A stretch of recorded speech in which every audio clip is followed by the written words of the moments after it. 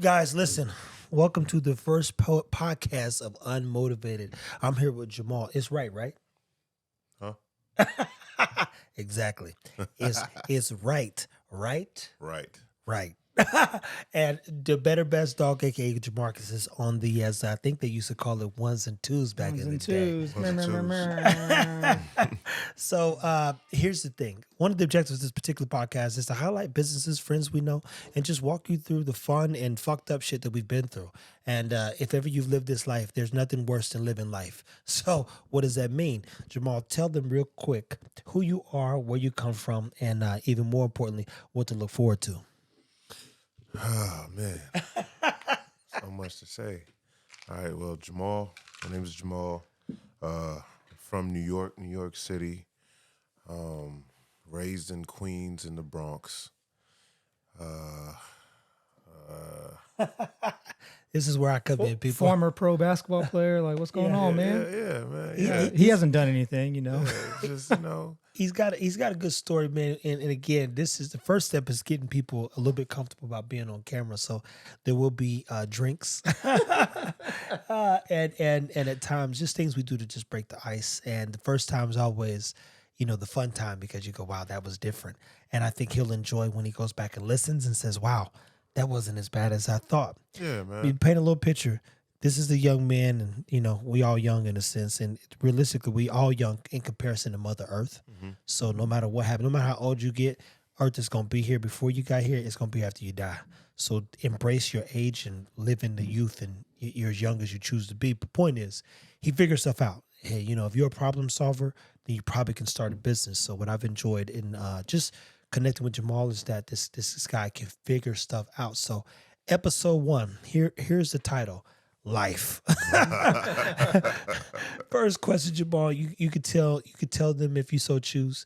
What's the worst and best thing life has ever done to you or for you? Man, take certain opportunities that I thought was for me. Yeah. And pretty much presented different paths that opened up different doors and different avenues for me. So life has just been one of those, it's a roller coaster, but the main thing I could say it's done is just whatever I thought was for me wasn't for me and ended up opening up in a whole new different avenue and lines of revenue for me. So, but that also is based on perception as well too. Yeah. Because a hard-headed nigga ain't gonna see a tough time as an or the wrong move as a wrong move. They might be like, I gotta figure this out. You be like, okay, that didn't work. I gotta move on. Yeah, that's a fact. So I'm trying to give you guys a real clean. No, bro. This ain't no clean. Yeah. No, Look, man. let me tell you right now. Yeah, Keep it real, Thrawn, uncut. And that's the beauty about this. People, you see, I did an interview with Chris Moore originally. And that was 2 years ago, right? He's like, let me take a shot here. Loosen up. Yeah, he's like, let me loosen up wet the this lips. whistle. And Chris was very, we'll just say, he was forthright in telling the truth. Challenge was he also was, we'll just say, trying to preserve whatever he was trying to preserve. Long story short, fast forward 2 years, Chris don't give a shit now. Yeah. Chris don't give a shit. Yeah. Nah. And those defenses came down. I mean, there's one episode, if you go back to it, he says, damn, you got that camera always rolling? I said, yes. It is to be rolling. It was given to me for a reason. So in this case, man, tell them the truth, bro. We're sitting in some shoes that they want to be sitting in, depending on who's watching. Mm-hmm. And my job personally is to highlight the people I'm around and not only just create a platform, but give them a platform to get more people interested in the things they have going on. And I repeat, we're going to get you there. This episode isn't about all Jamahl could do, but more so who Jamahl is, along with myself. Man, so, all right. I just took my little shot of some whiskey. Warm up the whistle, All right, man. So, Jamahl in a nutshell, man. I'll just figure things out, man. Tried to go the pro hoop life, got hurt. Shit got real fast, and it put me in a situation where I had to figure out some life altering decisions, and my back was against the wall, and I had to either fold or figure out how I'm going to overcome. And I realized that I'm a fighter, and I overcome a lot of situations, so I just doubled down and just figured out what things I could add value in to keep staying afloat. Well, see, and part of him doubling down, and even we'll just say kind of like sticking to his plan, is that Jamal's got a big laugh and a big smile about him, and so we'll get there to a little bit of this for me and how I got here with him, but it's difficult at times to find African American men who don't live in pride and ego and really want what's best for people. So I could tell you off rip that with myself, Jemarcus being here, this dude has been nothing but good energy. And good energy means also he maintains poise and control. He's not in control of anything. He wants to learn. He wants to grow. So what he's saying is in those moments where he was getting punched in his mouth, fucking literally. By Debo. Yeah, no exaggeration. It was an opportunity to grow. And there's two ways to look at life. You either embrace the darkness. So mind you, if you get into enough fights, you're like, I got to be the bad guy now. So you take on that persona, and you might not never be able to shake that just energy, right? Or you say, you know what? I don't want to fight the rest of my life. Not like this. Not like this. And having his son, who's a good young man, you go, I got to be here for him too. And you hear people say it a lot of times, but he's one of those rare cases where he has full custody of his boy, and that doesn't happen often, people. You know that. So he can't afford literally to make a mistake or do something that puts his son in a position where he's no longer in his life. So when he's telling you this stuff, look, I'm gonna come in and clean it up, and eventually he'll find a way to like get you from A to B. But I understand his plight too, because the world is it's an evil world we live in, and some people can be concerned with perception and reality and the comments and the noise, but none of y'all can, when I say this, I don't mean it respectfully, but it's like none of y'all can do no more damage than life done to me. So a comment ain't gonna shake nothing, because here we are at 11:31 at night, and we're working. The only thing I do best is work, point blank. That's what I'm going to die doing. Is probably like I'm gonna have a stroke, but I was working at the end of the day, and on shit that I believe in more than anything. So if you had to, walk them through what it was like becoming a single father and fighting for your son, even, because again, I want them to know that, look, the goal of this thing is we're going to bring on more people that look like us, more people that don't look like us, more people rooted in the things that we want to achieve. And that means people who are at higher levels than us in terms of business life and goals even. And you say, man, that's a good way to think about it. And we want to learn from them. We want to potentially walk a day in their shoes. And I don't mean we want to be them, but it's like, yo, let's just go through a day and see what goes on in their day, and vice versa. Because believe me, people have come over here to see the dogs and want to be a part of what we're doing. So what's it like being a single father? Oh man. And respectfully, he's got help. Cat helps. I'm not gonna say that he's just in here by himself.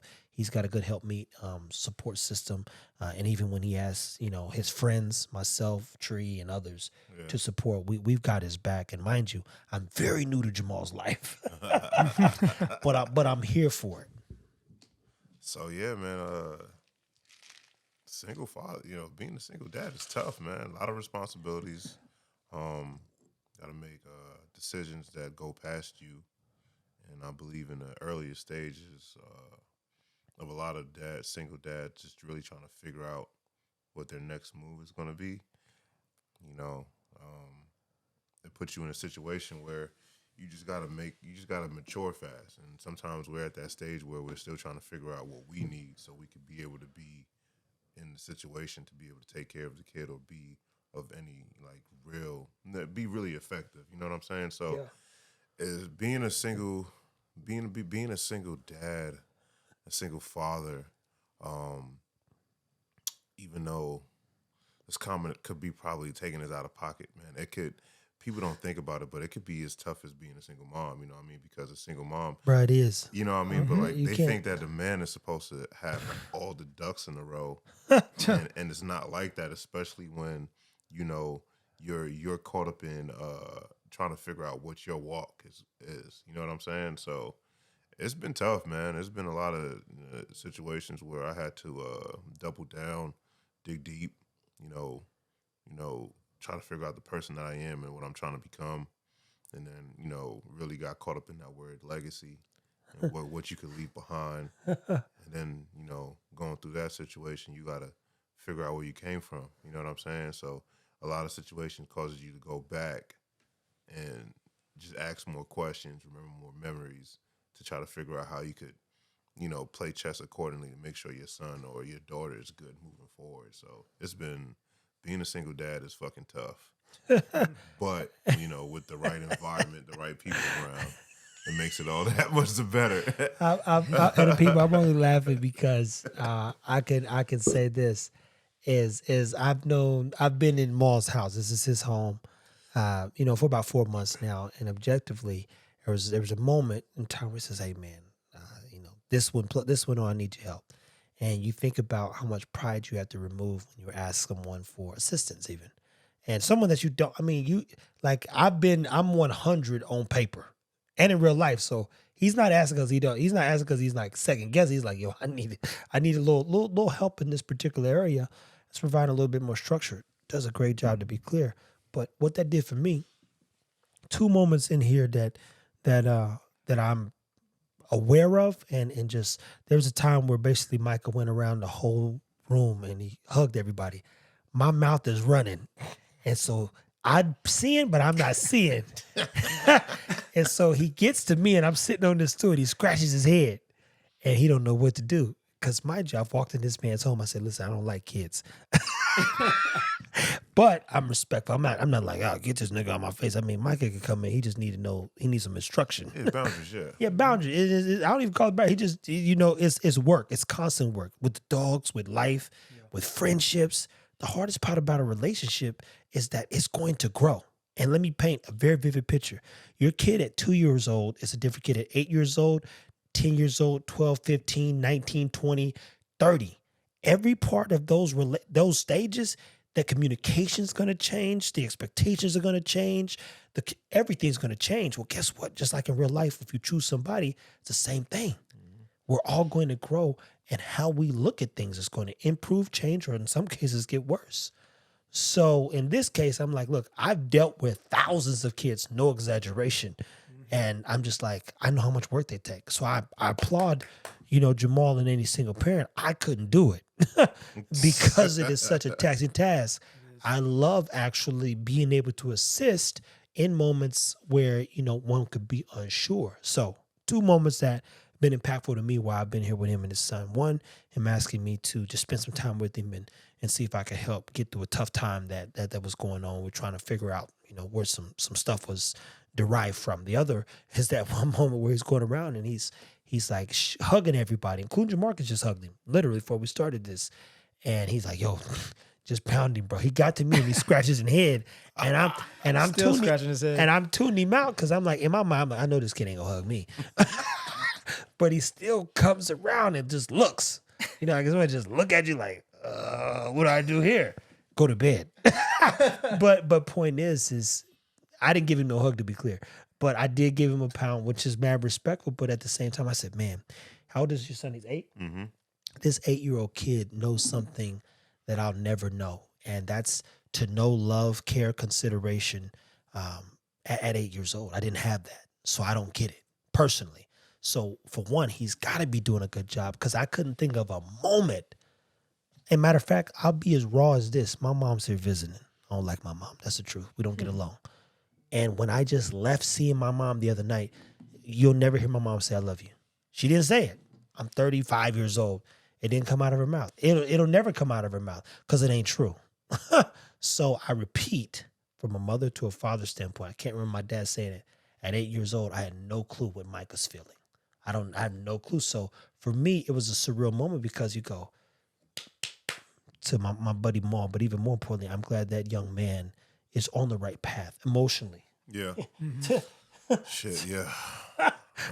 To say the least, which means there's a big growth. Maul, what's something else that you want them to know about you? Then we're going to get to Jemarcus, people. You guys kind of know him, but we're gonna do a little diving. But what's something else that you want them to know, man? Again, dude's got offer credit. He's got real estate friends. He's got, we'll talk about the instrument guy at one point. You know, what is an instrument? And I ain't talking about the trombone. No. Or the flute like Andre 3000 was playing in his last album. But you know, when you look at his portfolio And I look at friends portfolio wise. This guy's know how to pull money. I've got real estate friends like him. I've got friends that have been entrepreneurs for 15, 20 years. He's met my real estate guy, which is, Carlos. Yeah. And his dad and them, they got a vertical market, so they build it and do everything else. We're going to tap in with Carlos eventually, too. Yeah. And so you look at the line, we've got collectively a good group of associates and friends that we can do business with, learn from, and grow with. But what's something else that you want them to know about you as we continue to progress through episode 1, and we're going to get to 100 at least? Yeah. I don't know, man. Episode 1, man, is as we do more episodes, I'll probably get more comfortable and get in my bag, man. But It means you need to take another shot. Is it shot o'clock? it's What time is it? shot o'clock. I think it's shot o'clock, man. It's What's going on, bro? 11:30. Gotta keep loosening up. 11:30. That but- Dizot. I'm just a person, man. I'm really solution based, man. So Yeah. it's like I'm gonna always try to figure it out, no matter what kind of situation I'm in. Sometimes shit takes longer than expected, but how I am, man, I got like an elephant memory when it comes to certain things, man. I'm gonna try to figure it out. I'm gonna always double back, try to help who helped me, man. I'm just one of them type of people that, relationships is not my best thing. I think it is though, man. Because I mean, It doesn't feel like it though, because Bro, I'm just so that's your used to superpower, just man. moving, man. That's your I'm just used to superpower. You don't moving even around. realize it. this morning was another moment where, listen, I'm at the gym. I'm 0.7 in. I move by myself, and I move that way. And I'm not gonna tell you it's good for a very long time. But Maul shots me. He says, "Yo, I'm finna go to Craig's house. I don't know what to tell him about these microbials. You pull up." And I'm like, if I had to just put like Craig, I would never invite nobody. I gotta be honest with you. And it ain't because I'm preserving him. It's like I don't have the associates who'll be on that kind of time, as far as how Craig thinks. So fast forward, he's got some very valuable people. Problem is we don't think enough of them at times because we have less valuable people around us. So imagine when 5 valuable people walk into the same room, and then those 5 people know 5 more. Now you're in a room, let's just put it like this, with 25 valuable people, no losers. That changes things. So the relationships he has are very scalable and sustainable because he keeps growing, and vice versa. So when he brings me in, the only thing we ever have in life exchangeable are people. That's the truth. And if we don't know better people or people like us, you're probably losing, man, if we're being honest. And so I've maintained a good relationship. I haven't talked to Carl. If we look at my text there, probably like 2 months, 2 or 3 months since I seen it. If I text you right now and said, I need your help, they'd be like, yo, I could do it Thursday. Yeah. I could do it Friday. I could do Exactly. it Saturday. He's never not been there whenever I've asked, because foundationally, just like we ain't seen Rich in like almost 30 days, right? My Yeah. homie, yeah. But if I called the homie Rich, it was like that nigga will pull up, because that's I only call a few people friends, to say the least. So I think you are better at him than need be. Yeah. Jamahl tell you, he's also still growing, which we all are. We got to grow till we die. We just got to keep identifying what's really of value, and I think there's a struggle at times. Yeah. It's fine defining that value and who you really want to die with. Yeah. And I look at it like that. Like, if I die today, I'm glad to know Jamahl, definitely glad to know Jemarcus, all of my kids, Jack and Boyer and Rock and Hobbs and so many other ones. And I'm good. Like I've told him, I was like, if I die today, man, I got nothing else to prove, man. I did everything else. I did more than I was supposed to do. So you actually are really good, because I enjoyed being able to be welcomed into Craig's home, just like I brought you into Rich's home, which is a very close friend of mine. Hey, man, shout out to the homie Rich, man. Yeah, Rich, hey, we're gonna see you on here soon too. Oh, man. for sure, Rich definitely coming you up. one of these 100 episodes. Believe that. Solid, man. and that's the beauty. And his old lady, she's real reserved. Like, put it like this, she's one of the most loving people I know. I've been over Rich's house for a year and probably seen her 6 times. If it's friends of, she's not coming downstairs. She's there for Rich and Rich only. That's the truth. But super polite and kind. So mind you, he's like, yo, we're going to pull up here. We're going to do this. She's with the shits. And her and I have had great conversations. But she's like, yo, I thought you knew him for 15 years because he don't even like people. Then I met you. I said, no wonder he likes this dude. He don't like people. So it's very cohesive. So we just all got to keep working that cohesion, man. Yeah. So fast forward, first impressions of someone like myself, and then even Jemarcus, who's been here with us today, man, because you're You're a good judge of character in a sense at times. At times, trial and error, man. Growing pains. You gonna see the good in the person. I'm gonna see the truth in them dusty ass niggas. And tell you the truth about yourself too. Like, look, you don't want me to open my mouth. Give me a mouthpiece, nigga. I'm keeping my mouth shut. But first impressions, and what were you looking for, or if not looking for anything, what were you assessing when you met myself or even Jemarcus? To be honest, man, I really wasn't, bro. Sean, Sean's like a big bro. You know, he been always trying to be the voice of reason with a lot of different things, you know, in and out of our relationship until I started hanging around him more. You know what I mean? Shout out to another good dude. Yeah. If it wasn't for him telling me to go pull up to that gym, I would have never met y'all. Yeah. And, you know, shit, it all started with dogs. Take care of your dogs, people. Because, look, that's all I ever wanted to do, bro. Just take care of some dogs. True story. Yeah. So, yeah, man, when I met you, dog, you just really had that same energy. You wasn't really fucking with people. You just coming in there. You was pushing fucking 1,000 pounds. Jemarcus had the camera, and then he get busy too. I was telling Sean, like, what these niggas on? You know what I'm saying? But y'all came in there, did y'all thing, controlled the whole room, correcting niggas on push-ups. A week later, me and Sean at Lifetime, he was like, nah, bro, you gotta do the push-ups like this. I was like, oh, I remember who told niggas to do the push-ups. You know what I'm saying? So I really never won none, bro. You know what I mean? And then, like, you know, I brought Dolce over because I seen y'all had the Frenchies and stuff. And I'm like, oh, he's really on that dog shit. And then, you know, Sean started getting more in depth about, you know, how you like one of them ones, you a real one. And then, you know, how you are with the workout space. Yeah. No one really fuck with your mom when it comes to that. And then you got some badass dogs. So I'm like, shit. I had tried to hop in a DM. I was like, oh, this nigga got mad followers.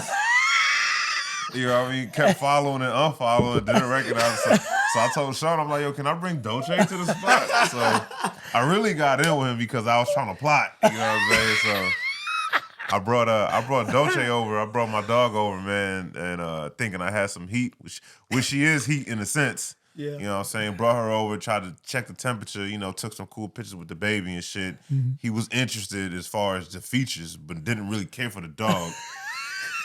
Then I followed up, but I was like, yo, if you ever have a litter, and that's how that whole situation started, because I wasn't ready for another puppy, but I was like, fuck it. You know what I'm saying? I like what he got going on. And then he just hit me. It was like, yo, he had a litter, and I was just like, I think I was consistent or trying to see what he had going on. He was, people. He was Lola came up, and shit, I told him was history. He was getting the best dog, and she, by far, if I was looking at a dog that is as pretty as Zara, that bitch is it. Cha-Cha's a good-looking girl, look more like her dad, but I love a gorgeous dog personally, and Lola's got every one of Zara's. Gorgeous. Lord have mercy. And mind you, because he was consistent, I said, yo, I can keep this dog close. I think she's going to be the one. Yeah. I'm not going to bet on her, though. I'm going to put her in somebody's hands that'll care. Mm-hmm. And like he said, well, one, sometimes in life is about making a right investment. And long term, you say, I put it like this. There's a dude, I don't know his government name, but is Lucky Don on Cash App, where he was sending me money because he bought a dog, and he says, you know what? I really bought her because I want to say later in life, like, hey, remember us? Because it's like, I really like what you're doing, right? And I've let everybody know, if you buy a dog from me and you buy papers, it's your dog. We ain't never got to speak again. You go into Walmart, all sales are final, man. You buy a fucking meat, all sales are final. So I'm not hoarding the thing, and I did something so great. I could do it again and again and again. If it's your dog, as he just said, just take care of it, man. That's all I ask, is give it a good life and be fair to it. So that being said, very consistent. Super glad that he has Lola, even more today than I was before. But I had a good feeling, to say the least, and I normally follow my instinct, but as he said, he wasn't ready for it, but thought it'd be a good move, and here we are today, and it's proven to be a decent move, right? Yeah. So fast. Hey, look, man, that's my bitch right there. Yeah, no, she's gorgeous. Yeah, y'all definitely set the tone, man. It was cool because I was trying to when I got into dog space, man, with the previous dogs I got. I'm just trying to get some real guidance. I was the most educational. You know what I mean? That's what really, you know what I'm saying? That's what really drew me into. And I feel like a lot of you fans and stuff like that stop y'all because of the education. That's it, bro. You was there. He saw it in real time. Like today, like one of the homies at my son's practice, he was like, "Yo, what you feed your dogs?" And I was like, yeah, it was one of the drum roll situations. Like, I feed them raw. They all eat raw. He was like, yeah, mine's too. You know, chicken quarters, blah, blah, blah. I'm like, yeah, man, that's a start, liver. But yeah, man, like with Trev, man, he got very charismatic, man. He know what he's talking about, very confident. You know what I'm saying? And he just had this certain kind of energy. And you know what's crazy? His dogs represent that. Oh yeah. You know what I'm saying? And so Dang. I got to relearn. Even when I said earlier, bro, Bro, it's not crazy. I relearned shit about the dogs. I'm like, yo, this is like his dog Ego. Oh man, That's his son in a dog form, right? Tron is like timid. That's still his son too, because Tron is with the shits, right? Tron's hard-headed. Yeah, he's hard-headed, man. Just like Trev. You know what I'm saying? I'm actually not hard because even when Craig was telling us that story earlier, I pay attention because I mean he's telling me stuff. I like the OGs and even more. Yeah. When they tell me story, I'm like, oh no. They were like, Trevor never did. You right because you just said you did. It didn't work. Yeah. So I wouldn't test the temperature only because I appreciate experience. Mm-hmm. So I appreciate that Maul's got 30 plus years and definitely probably 10 solid years of figuring out life and then getting to a place now where it's like sustainable along with taking a few L's and growing. So I've just never been the guy that they told you if it was like the stove was hot, go touch it. I'm like, nah, I'm good. He said it was burning hands over there, nigga. I'm not risking that. That make no sense. But he is right. All the dogs, and Jemarcus and I have talked about this off camera, they are direct reflections of how confident I am and who I am as a person. So if you bring a dog out and you want him to be sure of himself, go get one of mine. Yeah. Oh man, you know that you're gonna see the difference point blank. Can I say this? Go ahead. Hey man, all you people that follow Fit Bully, bro, leave me alone, dog. I am new to the dog space. I'm caring. You know what I'm saying? I'm learning. Don't take that energy out on me because y'all can't get the responses you want out of these gentlemen. I didn't do anything to y'all niggas. That's a good point. And but you know how I love all my dogs. But they acted like they think about it like you. They like, yo, I gotta find a way to get in, nigga. Because that's what Ferran did. I need the juice. Ferran had to find a way in. Yep. And Ball's like, look, I know you don't like talking to niggas. Hey, shout out to my dog Ferran. He got him with that chicken, that pickled chicken, dog. Yeah, Ferran, bro. And so even in that situation, man, I won't say it's difficult. You do have to have purpose and like a point to getting within 5 feet of me. The upside is Jamahl's care. Foundationally is care. Now that I've seen and witnessed, niggas fold over 3 or 4 months. What I can tell you is I've applied no pressure here, man. I told Jemarcus even, you ain't got to do shit with your dogs. Just make sure they're healthy, man. Yeah. I'll do the rest. I literally told everybody, I will make this a thing and as long as you take care of your dogs. And that don't require you to walk them. They ain't got to run up no trees. They ain't got to jump in no water. They ain't got to be out in the rain, no freezing cold. They ain't got to do none of this shit I'm going to do. But you got to take care of them. And that just means make sure they're healthy and get a good life. Yeah, I will do the rest. That's how much I'm betting on myself. And I appreciate these two for sure for even trying and wanting to learn and do a little bit more. So, Jemarcus, if you was going to tell them, a little bit about yourself, man, and what to expect and, even kind of like what you've learned. He's not going to be on every episode. He will always manage. And if there's an opportunity for him to continue to chime in, he will definitely do so. Salute, my friend. Cheers. Good health. That he'll do so, but he's the guy who's learning operationally how to become a better man. Yeah. And in operations, believe it or not, it ain't just in business. It's life, people. Like some of y'all don't know how to operate in your own skin. And somebody can say one thing and deter you from your future. You can't tell me shit. That's the hard-headed part you're talking about. Like if you're going like your words, they fall on deaf ears because I need to fail and find the absolute truth when it comes to me. So what's some things that you want them to know about you, man? Just know that growth is a process. That's one thing I think I've learned about myself over the years. I mean, we're talking, 2023? I reconnected with Trev back in 2015. And we're talking about 8 years of solid hard work and growth. And even a time where I even had to separate myself because I folded under the pressure. But then only to come back to find out that I needed that type of pressure in my life to keep me pushing forward to become a better person. And, when you think you have it figured out, you don't. Becoming a better person is a very difficult journey. And that's one thing that I've struggled with over the years. But as I've put myself around men like Jamahl, Trev, and other people, you start to learn like there's more to life than just all the BS that I was putting myself through back in the past. So, I also didn't know I was a dog man too. I didn't realize how much of a dog man I really was until I, got Nala, my first pup, and going down that road with her, and then turning around, you get a dog like Gia, and then you get a dog like Junior, and you have Maya around, and you get to start to work on all these dogs. That Nala taught me how to become a better person. Not only that, just a better father. And on top of that, Facts. be patient with yourself. Growth is a process. The dogs teach you how to better communicate, not only with the dogs, but even with yourself. That's the thing I think most people struggle with is communication. And I know I did and I know I still do. I'm still working on it. Yeah, communication is my evil twin, bro. I would tell you guys, you guys are both athletes, and I tell every athlete this that I've ever met. Oh, wait. So you're not an athlete? Yeah, I was. but this is the thing that I Benching learned. 225 for 20 reps in a set, 5 times in a row. That's a warm up. That's a warm up, all right. But that's what I'm saying. As an athlete, they've got to learn this is what I learned is the coach is going to always hold you accountable, right? Mm-hmm. So No, if you in the wrong or right, he's going to pat you on the back and say, man, good shit. I appreciate you killing it. Then he's going to fucking correct your ass when you're wrong. Here's the thing. You can't get away from the coach. No. Because there's nothing louder than an action. So a result is evident in a game situation. You go, motherfucker, you've been missing 2 out of 3 practices a week. We played you 15 minutes. You had this many. I mean, it's like statistics 1-on-1. Yeah. So in this case, when you're looking at life, you say, I suck at communication. Some people just suck at dealing with the backlash of actually having to grow. Yeah. So in this case, I say, look, funniest coaches I ever worked with, he said, go on and face him. He said, you got to go. He said, don't ask me about basketball till you show up for T-Fit 5 days a week. He said, if you don't go see him, there's no money in the bank. There's nothing for me to count on. When we get into our 13th game, I need to know that you have the work ethic to compete.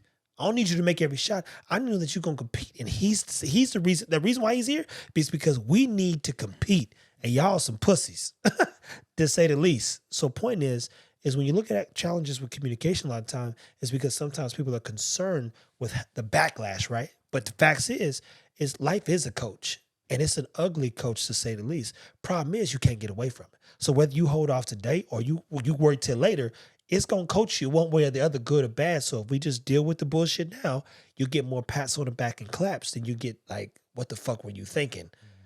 Long term, to say the least. So that's my best advice if you lack in communication. Because most time it's just people like, oh, I don't want them to be disappointed in me. Look, that's life, man. Yeah. We're not gonna hit a home run every time. Hell, sometimes we ain't gonna get on base. No. But you got to get up and swing. You got to, man. And every time you swing, hit or miss, you got a little bit better. And then if you go back and you introspectively look like, how do I improve? I tell people, you're going to deal with me one way or the other. And the beauty about it is, if we do the work, I'm calm. If you tell me you fucked up, I'm calm. Not telling me nothing, me have to figure it out, now we have a problem. Now I got to figure out how to solve this issue of you lacking communication. And I could deal with you telling me I fucked up. Yeah. I literally, like Stan called, prime example. He'll be on here tomorrow. Second episode was Stan the dog man. He had to tell me the dog got accidentally pregnant. That's never a good thing, man. It's never a good thing, especially when we've done everything right up to this point. But I'm just like, yo, I can help you with it. Make sure she's good. I'll see you Thursday. And he couldn't believe it. But you tell me the truth, I can work with that. You start doing that sneaky thing, that's a no-go. Yep. That is a no-go, Houston. So at anywho, people, tonight you've met Jamahl, you met Jemarcus. You've pretty much don't know a lot about me, but if you've been watching, you know a lot about me because I just share everything as is. Yeah. Anything we missing, guys, because this is Welcome to Unmotivated. Let me be very clear. The reason why this is called Unmotivated, I'm super unmotivated, believe it or not. I think Jemarcus has learned how to be motivated, and even Jamahl and I have talked about it. None of us are truly motivated by money. He has access to a lot of money people. If he was worried about money, he probably could be worth $50 million right now. That's the truth. If I was motivated by it, I could still be working at a company where they were paying me $100 an hour and would have given me options to invest in properties and other things they were doing hospital-wise, et cetera. Like I'd have been fine. Yeah. But it's not about the money. I like the opportunity to be challenged personally. So when we say unmotivated, hardest thing in life to do is find something you want to do to the day you die. So the question is, what are we going to do for the next 20 years? Hopefully we figure it out. Yep. Anything else we missing, guys? No, that's it right there. Guys, stay tuned. As always, take care of your dogs. Welcome to the UnMotivated Podcast.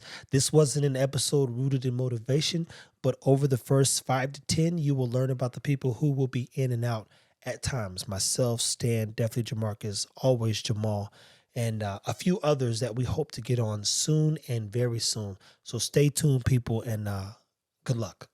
Oh, wait. Take care of your dog. And just do your best. There Do you your go. best. You heard it first.